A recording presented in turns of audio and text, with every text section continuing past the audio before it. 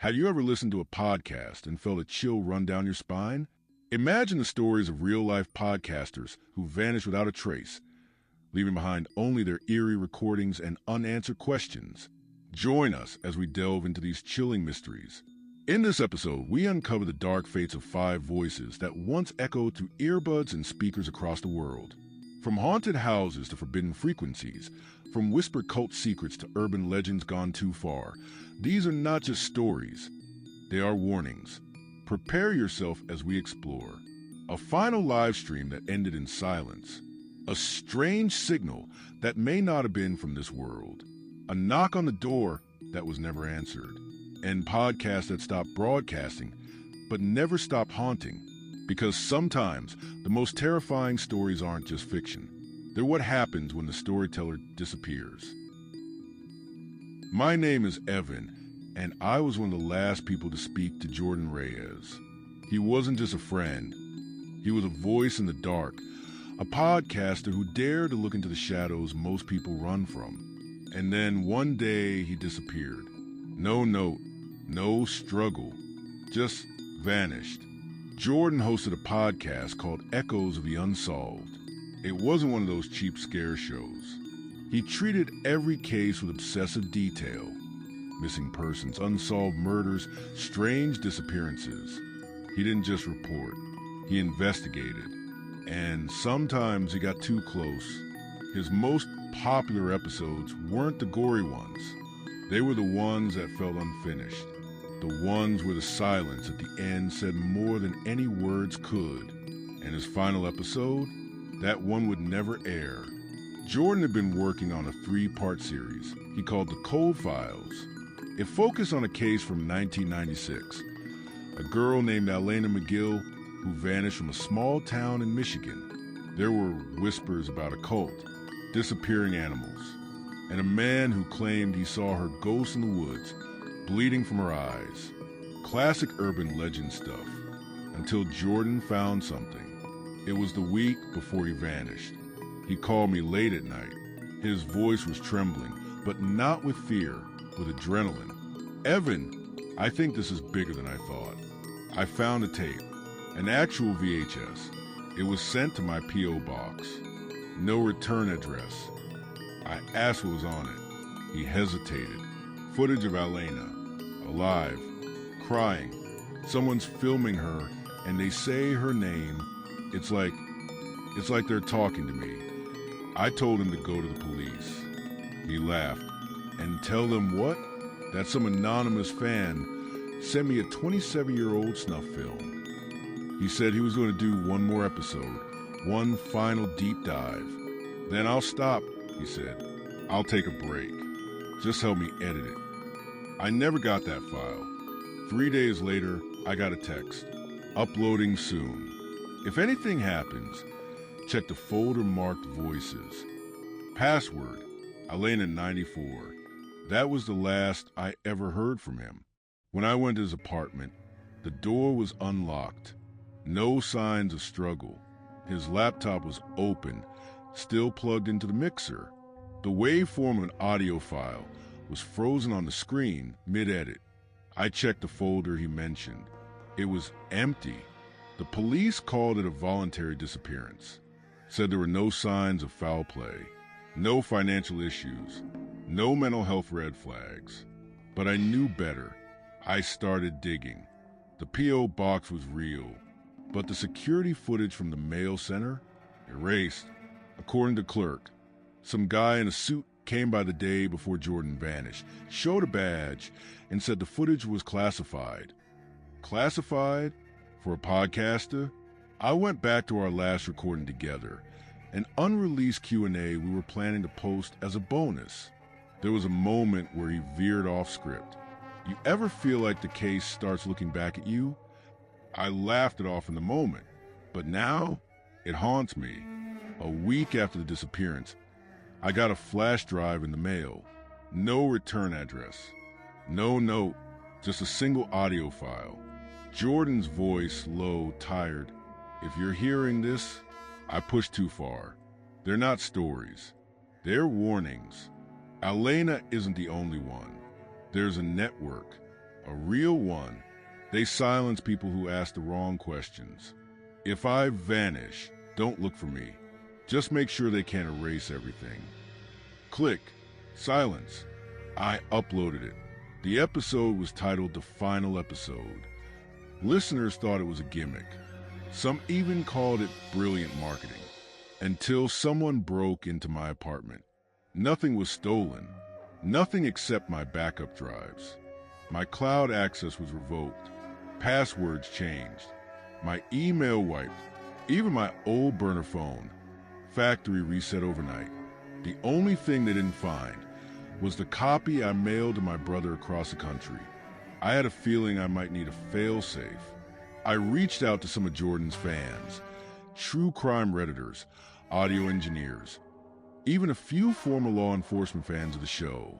Together, we dug through everything he'd posted. Transcripts, metadata, background noise analysis.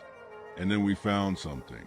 In episode 17, an old case about a missing teacher. At exactly 23:14, you can hear a whisper under Jordan's voice. Stop digging. It wasn't part of the recording. It wasn't in any raw file, but it was there, embedded in the final edit. We checked more episodes. Some had numbers whispered. Others had coordinates. One had just a word. Watching. Was Jordan being warned or guided? A listener from Michigan contacted me. Said her uncle used to be a sheriff near where Alana disappeared. Said he always told the family, that case ain't cold, it's buried. When she pressed, he shut down.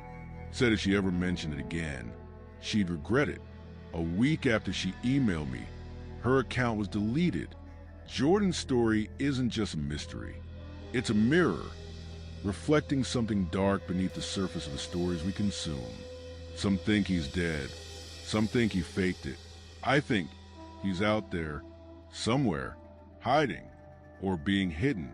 But I made a promise to tell his story, to make sure his voice isn't the last thing they erase.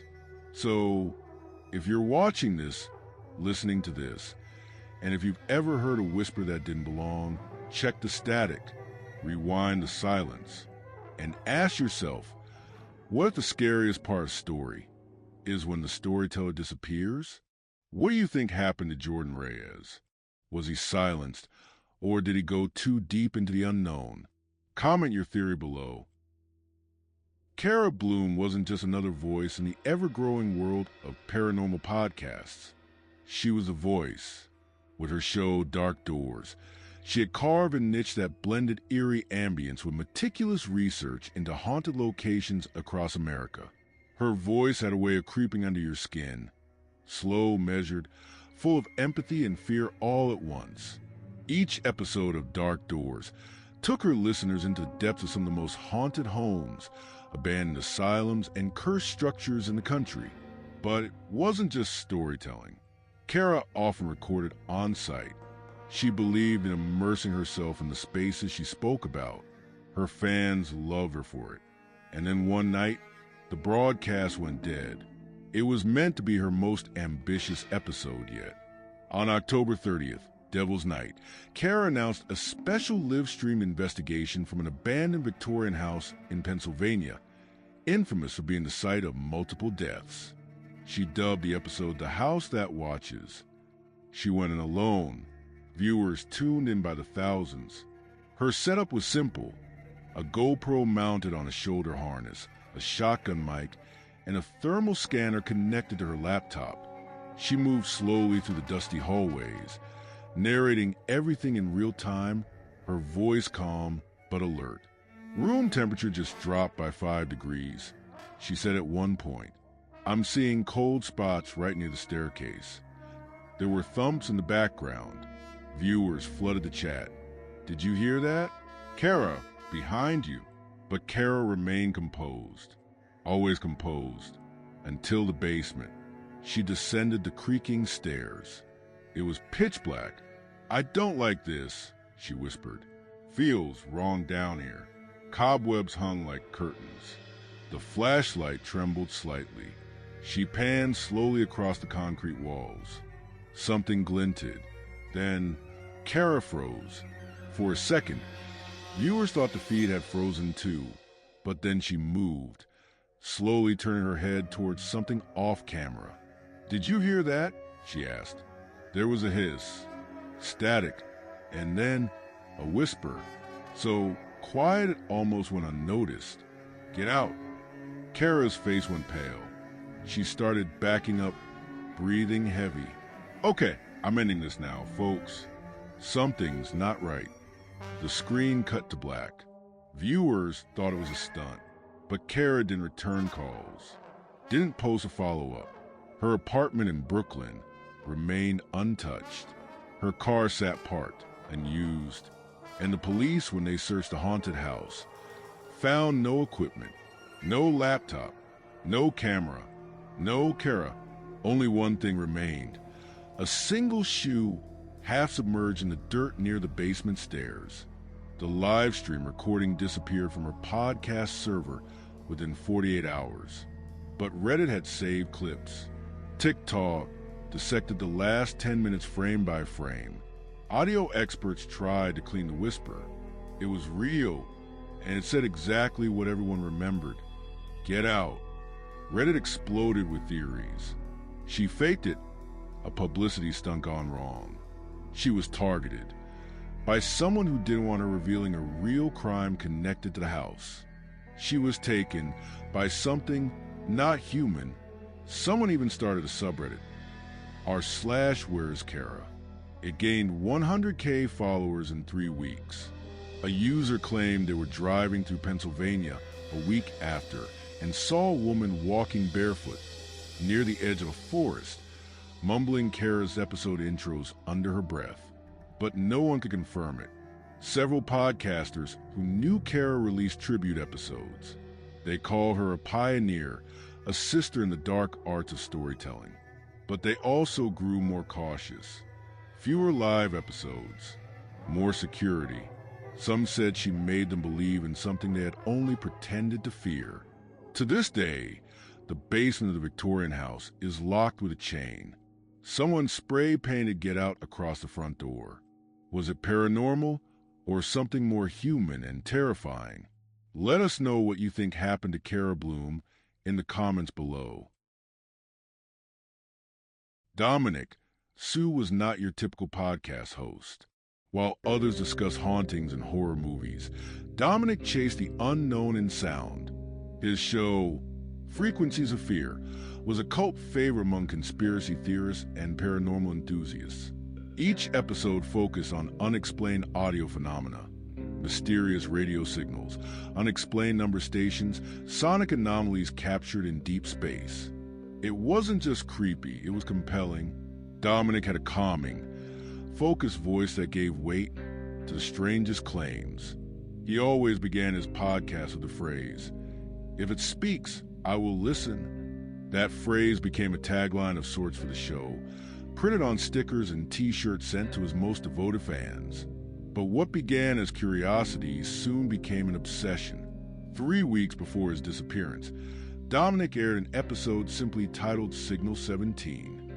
In it, he claimed to have intercepted a strange frequency that didn't match any known broadcast channel. It pulsed erratically, like Morse code, but not quite. Sometimes, it sounded almost like a language. Dominic insisted it wasn't just interference. He believed the signal was deliberate, directed, and possibly, though he said this cautiously, non-human. The episode ended with Dominic stating, "Asterisk, this signal doesn't want to be found, but I found it, and now I think it's found me back." That line alone sparked a frenzy among his followers. Forums lit up. Reddit threads were flooded with theories. Was it alien? A government black ops frequency? A forbidden broadcast from a long-lost experiment? On a stormy Tuesday night, Dominic finished recording a follow-up episode. Studio logs show he wrapped at 11:17 p.m. and texted his assistant, "This one will shake them. I'm uploading raw cuts tomorrow." He never made it home. His car was found 12 miles away on the shoulder of a rural highway. It had run out of gas, Oddly enough, even though Dominic had filled the tank earlier that day, the doors were unlocked. His laptop, mic, and recorder were inside, still powered on, and the recorder was still running. The last few minutes of file were chilling. It starts with Dominic speaking calmly. Asterisk, if you're hearing this, it means I'm not at home like I should be. I think it followed me. This sound, it's inside my ears. Even when everything is silent, it vibrates differently. It's not random anymore. It's structured, like it's talking. Then comes the static. Long, sharp, undulating noise that doesn't quite sound natural. After that, a low-frequency growl. Not an animal. Not human. Then silence.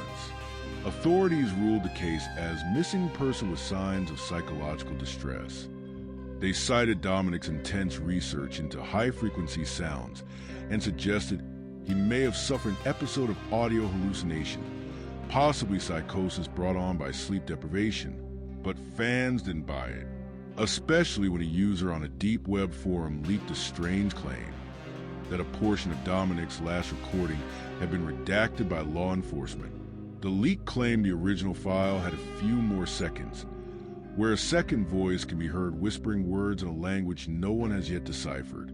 Others pointed out that nearby radio towers had inexplicably gone offline around the time Dominic disappeared. Still others swore that in the static-filled moments of his final tape, if slowed down, there was a pattern. Some said it was a symbol like a sigil, if mapped visually. All theories, all speculation, nothing confirmed. Dominic's podcast was pulled offline by his hosting platform days after his disappearance. No official explanation was given. Fans rushed to save what episodes they could. Some believe that Signal 17 was more than just a broadcast, that it was a call, a ritual, maybe even a trap, and Dominic was the first to answer. To this day, his listeners still search. They try to decode the final recording. Some have taken up his mantle, launching podcasts of their own in tribute. But none have dared chase frequencies the way Dominic did. Maybe they're afraid of what happened to him. Or maybe they're still listening. Do you believe in forbidden frequencies and that some truths should stay hidden? Share your thoughts in the comments. What do you think happened to Dominic Sue? Don't forget to like, subscribe, and follow us for more real horror stories from the darkest corners of the world. Have you ever listened to someone uncover a dark secret so dangerous you knew they might not make it to the end of their sentence?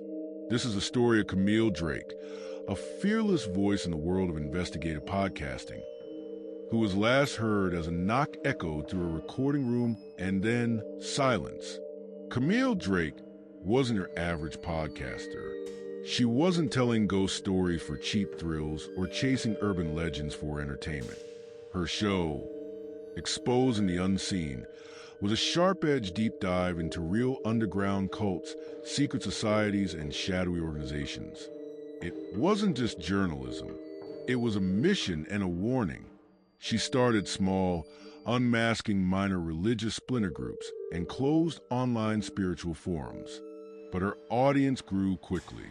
She was eloquent, sharp, and fearless. Her voice had a strange calm to it, the kind that made you lean closer, knowing something unsettling was coming. Her early episodes covered ex-cult members who told their stories for the first time. Some were tearful, some defiant, but all carried the same weight, the feeling that something much bigger was being hidden. Camille never claimed to be a savior. She just wanted the truth to be heard. Then came Oregon. Camille had received a tip-off from a former member of an elusive cult rumored to be operating in the dense wilderness of southern Oregon. They called themselves the Clear Path. On the surface, they seemed like a nature-centric spiritual retreat. But former members told darker tales. Isolation, reprogramming, and in some cases, people vanishing after speaking out. Camille saw a story that needed exposing. In the final weeks before her disappearance, Camille was active. Her emails and texts to close contacts were energetic, even excited. She mentioned a breakthrough. Something big, she wrote. They don't want this getting out. She traveled to a small town near the suspected compound. Her last confirmed sighting was at a diner on the outskirts, where she reportedly had a long conversation with a woman in her early 30s, possibly an ex-member. Then, she returned to her rented cabin. That night, Camille uploaded what would be her final episode. It started normally. She recapped her investigation so far. The cult's origin, its charismatic but unnamed leader, testimonies of ex-members who describe being mentally and physically broken down. But then, about 26 minutes in, things took a turn. Listeners heard Camille pause mid-sentence. Then, a sound of rustling, movement, maybe from outside. She returned, slightly breathless, brushing it off with a joke. Guess I'm just getting paranoid out here. She continued for another 4 minutes, but her voice grew increasingly tense. Then came the knock. 3 sharp, deliberate raps, not on the door to her cabin. You could hear the wood was different. It was closer. Hold on a sec, Camille said. There was silence for almost a minute. Then the sound of the microphone being jostled. Footsteps. Then another knock. Louder. This time with urgency. A low thump followed, like something falling. Then nothing. The recording cut off. No outro. No post-roll ad. Just silence. Her episode went live automatically the next morning. Fans were gripped. Many assumed it was part of the show, a dramatic ending. But when Camille missed 2 scheduled interviews that week and failed to return messages from friends and collaborators, concern turned into alarm. Authorities were contacted. Police visited the cabin. Her rental car was parked outside, locked. Inside, her recording equipment was still warm. Her notes were scattered. Her laptop had been shut down, but not packed. The front door was ajar. There was no sign of forced entry. No blood. No clear evidence of a struggle. But Camille Drake was gone. Weeks turned into months. Online forums lit up with speculation. Some believed she had been silenced by the cult. Others suggested she staged her own disappearance to avoid retaliation, or perhaps as a twisted form of viral marketing. But those who knew her rejected that. Camille was many things, brilliant, obsessive, even reckless. But she wasn't someone who would disappear just to chase views. Her closest friends describe her as committed to the truth, even if it cost her everything. One theory stood out, that she had uncovered something not meant to be known. The Clear Path denied her ever contacting them.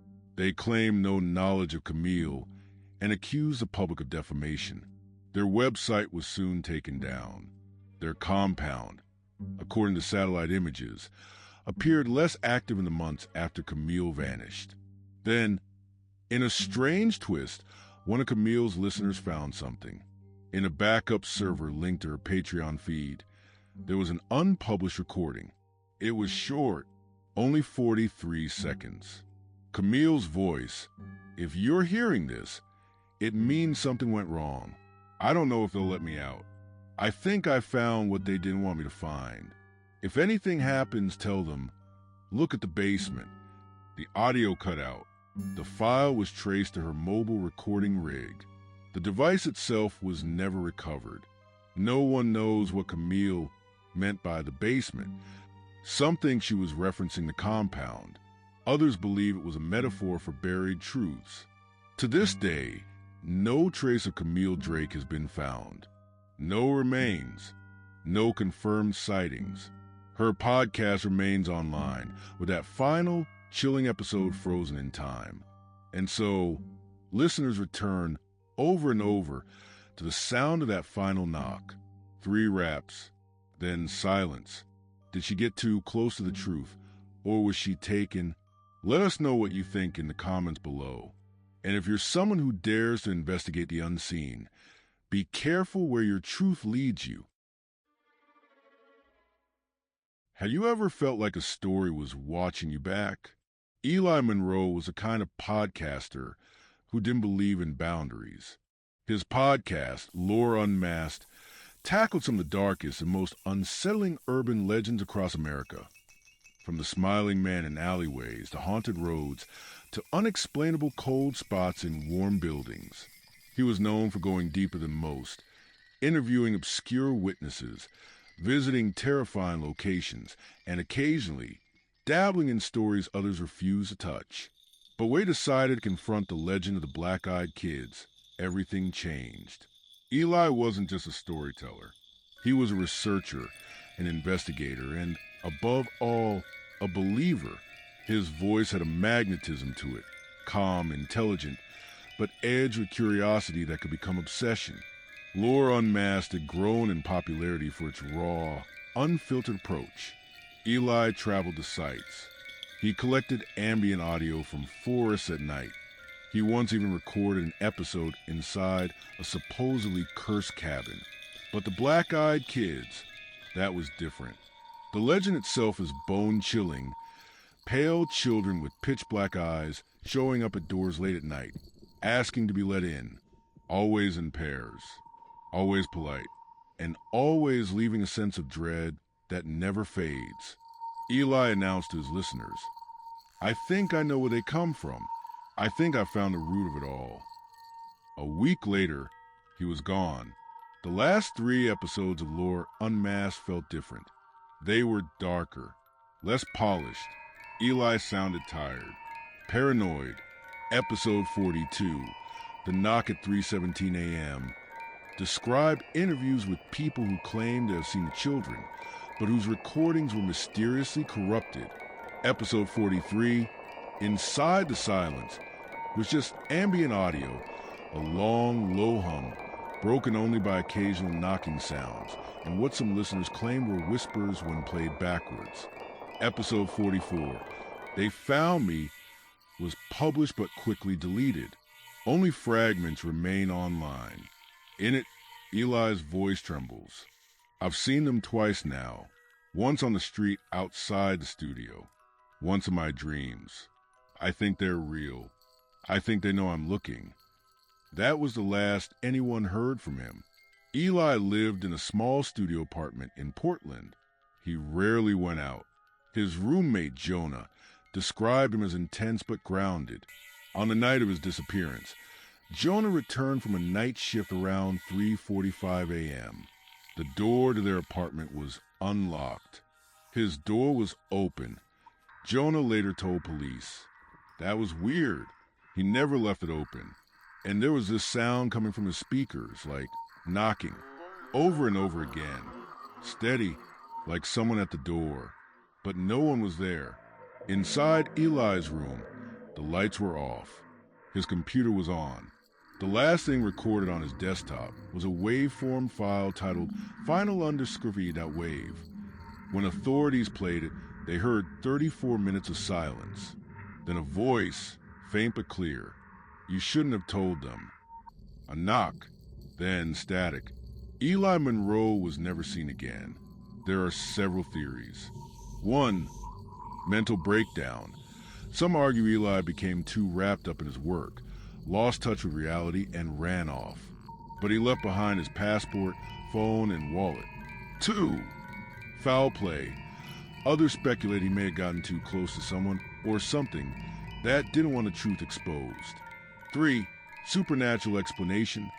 Hardcore fans of the podcast point to the oddities, corrupted files, strange whispers, and the obsessive focus on the black-eyed kids. They believe he encountered something otherworldly. The eerie part? Several listeners of the final episodes reported strange experiences, hearing knocks at night, sudden power outages, or dreams of children with black eyes. After Eli's disappearance, Lore Unmasked was taken offline by request of his family, but fragments, clips, and archives remain on forums and YouTube re-uploads. His subreddit remains active, filled with amateur investigators, psychic skeptics, and true believers. Some claim Eli is still alive, in hiding. Others say he became part of the story he tried to uncover, Are some stories better left untold? Let us know your theory in the comments below.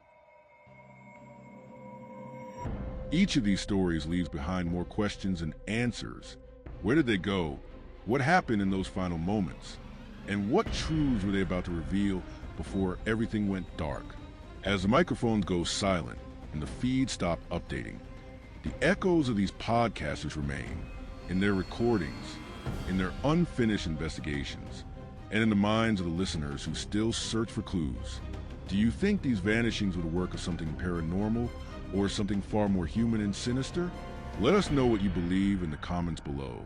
And if you're new here, don't forget to like, share, and subscribe to Tales Nameless, where true horror finds a voice, even when that voice goes missing.